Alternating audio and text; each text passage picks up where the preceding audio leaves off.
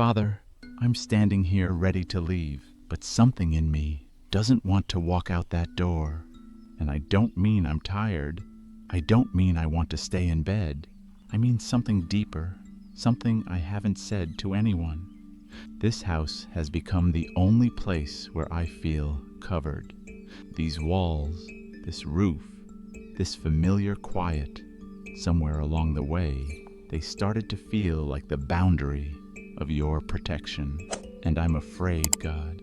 I'm afraid that the moment I step outside, something shifts.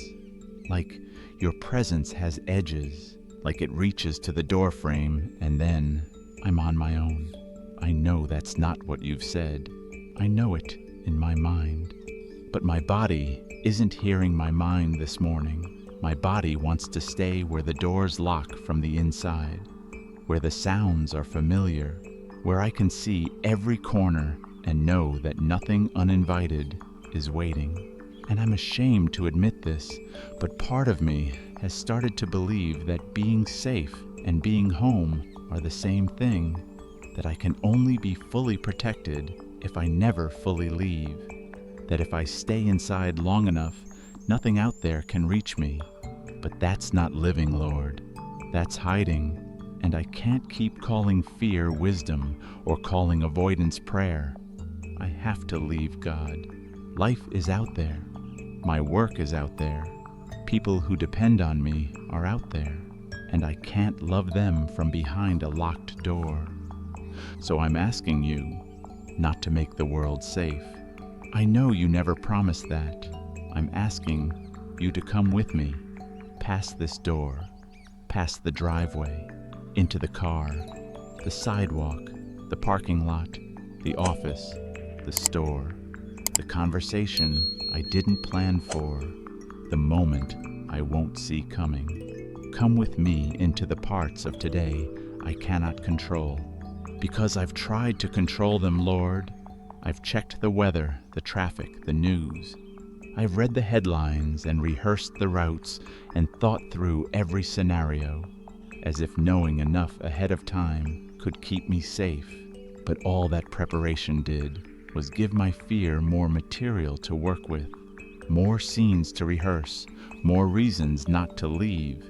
I've been praying for protection like it's a shield you place over a building, like it's a thing you do to a location.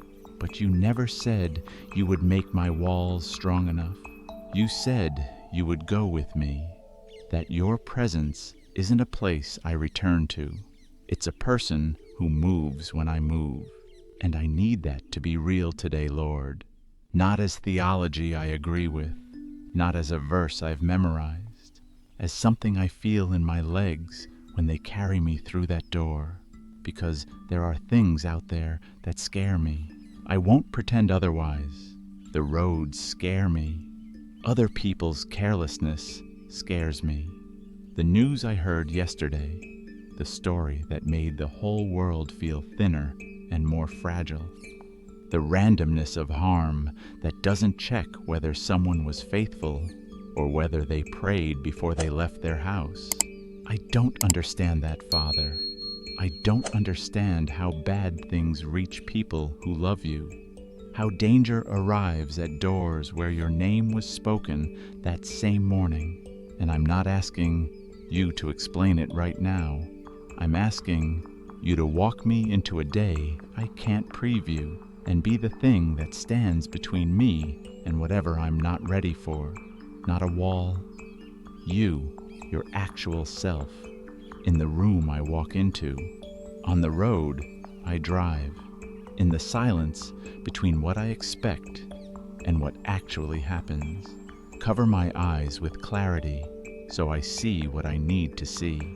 Cover my steps with steadiness when the ground under me shifts.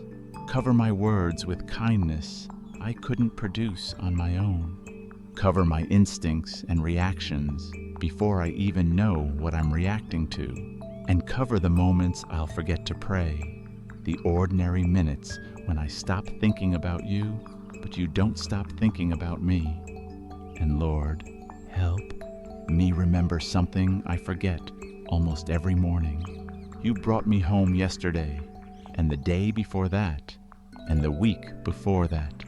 Hundreds of days I walked out to this same door and came back through it that night, and I never once stopped to thank you. I treated every safe return like gravity, like it was automatic, like it was owed, but it wasn't, was it?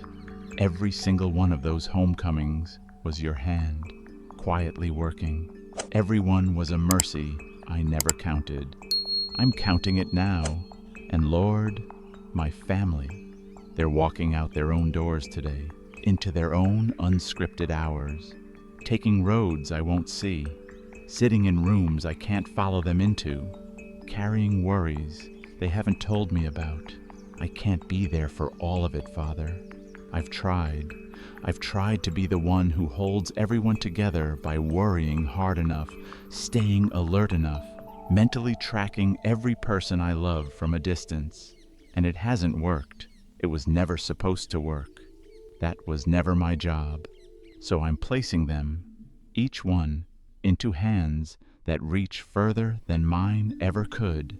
Cover my children wherever today takes them. Cover my spouse. Cover my parents. Cover the people I love who walked out their doors this morning without hearing a single prayer spoken over them. Follow them into rooms I will never enter. Stand closer to them today than I could, even if I never left their side. And Father, I pray for everyone listening right now who is also standing at their own door. The single mother about to drive her kids to school with a check engine light she can't afford to fix. The man walking to a job that doesn't feel safe anymore. The teenager leaving a house that never felt like shelter in the first place. The elderly woman stepping outside alone, with no one expecting her home tonight. The person whose fear of leaving has gotten so heavy they almost didn't. Cover them, all of them, especially the ones who don't know they can ask you. Your word tells me, the Lord shall preserve thy going out and thy coming in from this time forth, and even forevermore. That's Psalm 121, and I've read those words many times, Lord, but today I'm not reading them. I'm gripping them. I'm taking them with me the way I take my keys, because I refuse to step out that door without them in my hands. Preserve my going out, not just my staying in. Preserve the movement, the exposure, the vulnerability of a body that has to travel through spaces it doesn't control, and preserve my coming in. Bring me back, Lord. Bring all of us back. Let the door we walk through this morning be the same door we walk through tonight.